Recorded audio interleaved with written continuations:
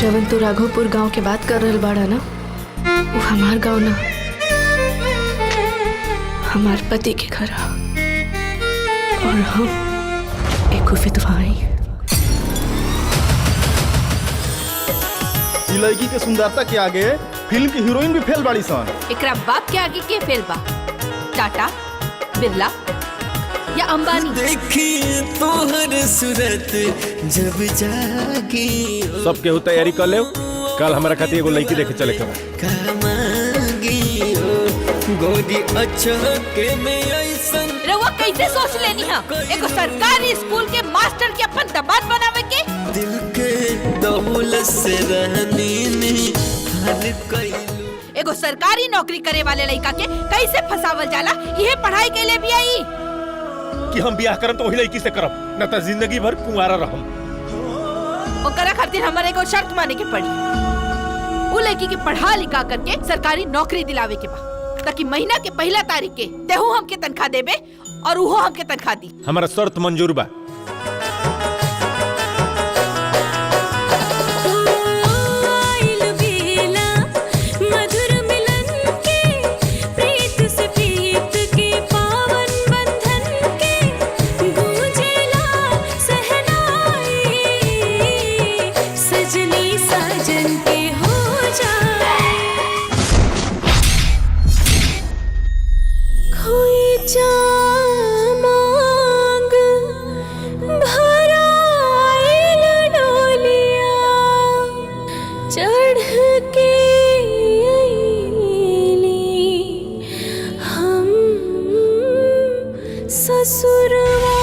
लेके जाइए अपनी डाइन बेटी के इज्जत से।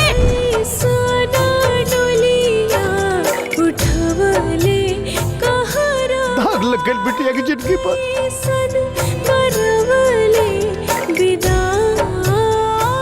ये तब न पति के ही खा गई।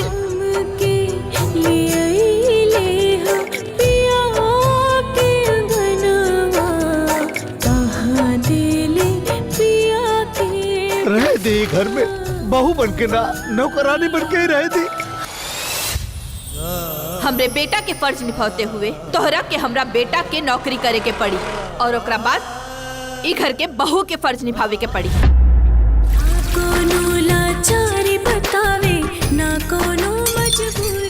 बाबूजी, वो हमारे स्कूल के प्रिंसिपल विष्णुपुर गांव में एगो लड़का बतवले बाड़े। शादी ठीक हो गई का? हाँ रे, बहुत अच्छा परिवार मिला। तेरे हाथ में तनको ताकत नहीं है का? बढ़िया से दबाओ ना।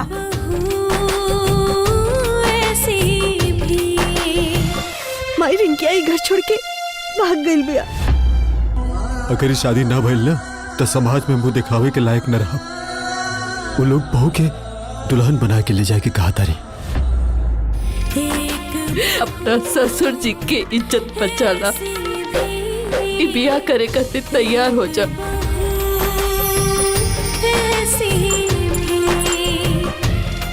हमार बियाह हो चुकल बा और अब हम विधवा बानी। अब हम सोच भी ना सकेनी दूसरा शादी के बारे में। आपन पसंदीदा फिल्म देखे खातिर डाउनलोड करी दंगल प्ले ऐप।